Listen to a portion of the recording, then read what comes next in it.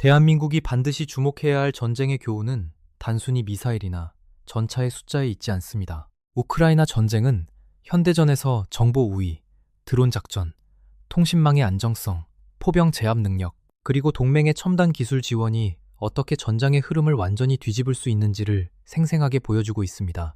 특히 북한의 세계 최대 규모 장사정포 밀집 지역과 최근 급속히 강화되고 있는 드론 무인기 위협을 마주한 한국에게 이 이야기는 먼 유럽의 군사 사건이 아니라 한반도 안보의 미래를 예고하는 살아있는 교본에 가깝습니다. 북한이 서울과 수도권을 사정권에 두고 있는 상황에서 적의 포병과 통신을 먼저 찾아내고 마비시키는 능력은 선택이 아니라 생존의 조건입니다. 우크라이나 남부에서 펼쳐진 이 비밀 반격 작전은 러시아의 오만, 느슨한 통신망, 그리고 반복되는 전술적 실수를 정교하게 파고든 결과였습니다.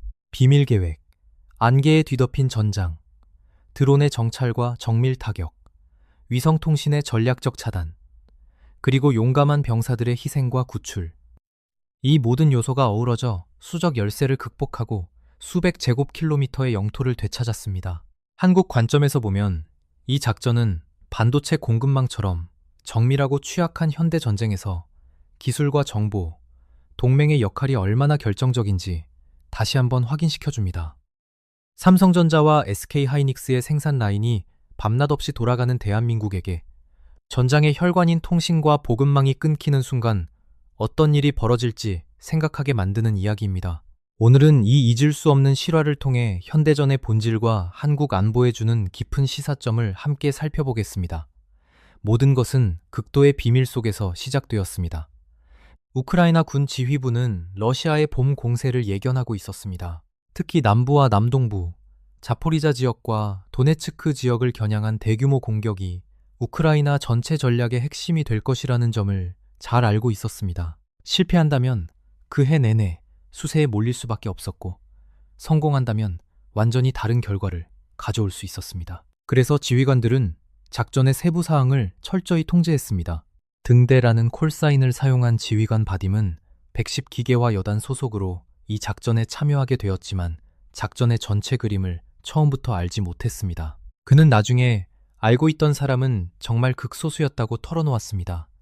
우크라이나는 우연에 맡길 수 없었습니다. 남부로에 밀고 들어가기는 단순한 영토 탈환이 아니라 푸틴이 만들어낸 러시아 지배라는 서사에 구멍을 뚫는 전략적 승부였습니다. 작전의 목표는 명확했습니다. 러시아가 이전에 점령했다고 주장하던 남부 지역 영토를 최대한 되찾는 것이었습니다. 모스크바의 선전부서는 이미 포크로브스크가 떨어졌다는 이야기를 퍼뜨리고 있었고, 러시아 지휘관들은 푸틴이 듣고 싶어하는 보고만 올렸습니다. 그러나 현실은 그 회의실에 초대받지 못했습니다. 우크라이나 지휘부는 남부작전이 성공해야 미래 평화 협상에서 유리한 위치를 점할 수 있다는 것을 잘 알고 있었습니다. 방어는 슬로건에서 나오지 않습니다. 실제 영토를 지키고 무엇을 해야 하는지 아는 병사들과 정밀한 계획에서 나옵니다. 이는 한국에게도 깊이 새겨야 할 교훈입니다. 안전보장은 감정적인 연설이 아니라 냉철한 정보와 기술의 힘으로 만들어집니다. 모스크바가 연극을 좋아할지 몰라도 진지한 국가는 결과를 중시합니다.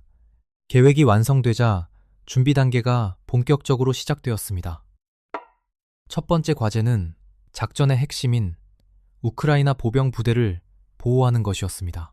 반격은 1월 하순에 시작될 예정이었고, 그 전에 자포리자 지역과 드니프로페트로브스크 지역에서 러시아 포병 부대를 무력화해야 했습니다.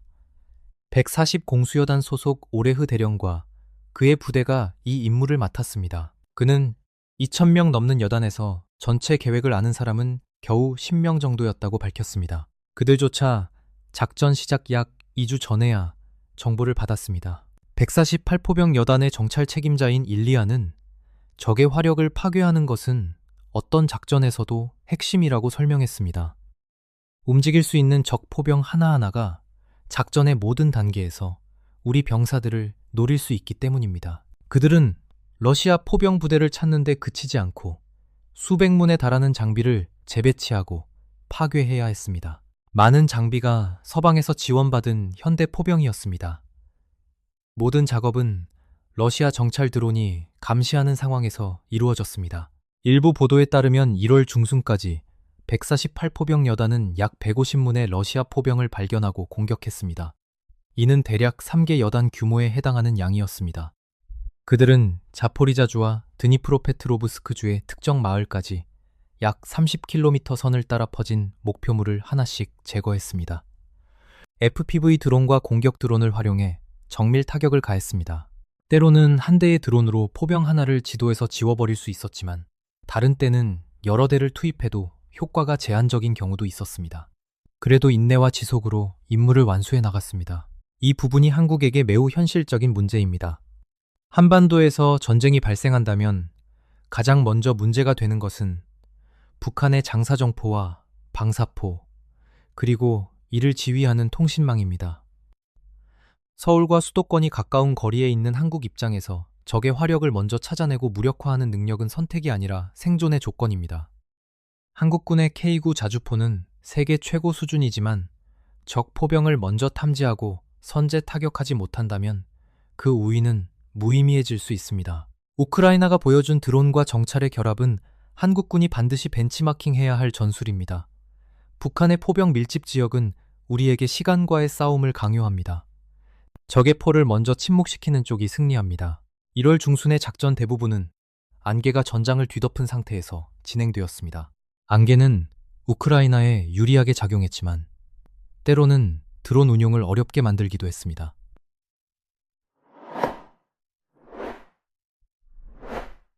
러시아 역시 같은 문제를 겪었습니다. 정찰 드론은 날 수 있었지만 안개가 너무 짙어 정확한 위치 파악이 어려웠습니다. 이 작전 당시 언론에 거의 보도되지 않았습니다. 다만 몇몇 단편적인 소식들이 진행 중임을 암시했습니다. 1월 10일경 우크라이나 부대가 자포리자 지역에서 러시아 자주포를 파괴했다는 소식이 있었고 며칠 후 드론 영상이 위장된 포병 시스템을 타격한 장면을 보여주었습니다. 이러한 공격들은 남부에서 러시아 포병을 제거하려는 더 큰 노력의 일부였을 가능성이 큽니다. 따로따로 보이는 공격들이 사실은 하나의 큰 그림의 일부였다는 사실 자체가 우크라이나 계획의 성공 요인이었습니다. 미디어가 패턴을 찾지 못했고 러시아군도 제때 파악하지 못했습니다. 148여단은 때로 다른 부대의 지원을 받으며 임무를 계속했습니다. 자국 포병 외에 FPV 드론을 활용해 발견한 목표를 타격했습니다. 드론이 직접 공격하지 않을 때는 러시아의 전자전 장비를 노려 미래 로켓 공격을 위한 길을 열었습니다. 1월에 약 150문, 이후 2월과 3월에도 지속적으로 러시아 포병이 공격받았다는 보고가 있습니다. 우크라이나 제11기 개화여단과 제구공수여단 병사들이 영토 탈환 계획에서 역할을 시작할 때 그들은 러시아 포병이 거의 기능하지 못한다고 보고했습니다. 지상군은 포병 위협으로부터 상당히 안전해진 상태였습니다. 이제 회색지대와 그 너머에 있는 러시아군에 대한 본격적인 반격이 시작될 때였습니다. 초기 단계는 두꺼운 안개 아래에서 진행되었습니다. 아이러니하게도 그 안개는 러시아에게 아직 남부에서 주도권을 쥐고 있다는 착각을 주었습니다. 2025년 11월경 러시아군이 우크라이나 안개를 이용해 자포리자 진지에 침투한 적이 있었기 때문입니다. 그러나 이번에는 달랐습니다. 15레기온 부대장 드미트로는 그레이 아워라고 부른 시간대에 벌어진 대담한 기습에 대해 이야기했습니다. 러시아군은 우크라이나 병사가 오는 것을 전혀 눈치채지 못했습니다. 우크라이나의 각 임무는 극도로 세밀한 정찰로 시작되었습니다. 점령군이 남긴 흔적까지 확인할 정도로 상세한 정찰이 단서를 제공했습니다. 직접 전투 대신 먼저 드론이 들어가 적 인원을 정리하고 지상군이 나머지를 처리하는 방식이었습니다. 이는 이전 작전에서 이미 효과가 입증된 서치 앤 디스트로이 전술이었습니다. 드니프로페트로브스크와 자포리자에서 우크라이나군이 사용할 무렵 거의 완성 단계에 이르렀습니다. 우크라이나 제구여단은 이 전술을 한 걸음 더 발전시켰습니다. 일단 진지를 점령하면 돌격 그룹은 앞쪽 회색지대에 차단선을 형성했습니다. 그곳에서 러시아군의 반격을 기다리며 매복을 준비할 수 있었습니다. 후퇴하는 적은 도중에 저지되었고 뒤에 남아있던 부대는 신호를 받으면 빠르게 합류했습니다. 전체 작전은 순조롭게 진행되었지만 러시아도 점차 상황을 눈치채기 시작했습니다. 2월 초까지 러시아는 드론 활동을 강화했습니다. 조직적이지 않았지만 이 갑작스러운 드론 방어는 우크라이나의 진격을 다소 늦추기에 충분했습니다. 어떤 날은 1km를 밀고 나갈 수 있었고 다른 날은 위험 때문에 멈춰서야 했습니다.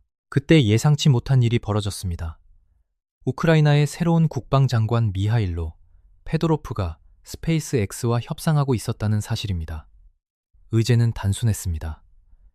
러시아가 불법으로 사용하던 스타링크 단말기에 대한 접근을 차단하고 승인된 우크라이나 단말기만 사용할 수 있도록 하는 것이었습니다. 2월 초, 이 계획이 실행되었습니다. 일부 보도와 우크라이나 측 설명에 따르면 스페이스X는 승인되지 않은 러시아 단말기를 정지시켰고 러시아군은 패닉과 통신 혼란에 빠졌습니다. BBC 등 일부 매체는 러시아군 최전선 대부분에서 통신 능력의 상당 부분을 잃었다고 전했습니다. 이는 돌격, 드론, 연계 작전이 줄어 우크라이나 반격 부대에 더 많은 틈을 준다는 의미였습니다. 자포리자 지역에서 러시아의 본격적인 반격 증거가 보도되기 시작했고 우크라이나의 진격 속도는 가속되었습니다. 일부 정보에 따르면 초기 며칠 동안 상당한 영토가 해방되었다고 합니다. 정확한 규모는 확인이 필요하지만 러시아가 최근 점령한 지역과 비슷한 수준이라는 분석이 있습니다. 이 장면은 한국에게 위성통신과 전장 네트워크의 중요성을 강하게 일깨워줍니다. 현대전에서 통신망이 끊기는 순간 부대는 단순히 불편해지는 것이 아니라 눈과 귀를 잃습니다. 한미동맹은 이미 다양한 정보자산과 위성기술을 공유하고 있지만 북한 역시 러시아와의 군사협력을 통해 전자전 통신 교란 능력을 강화하고 있습니다.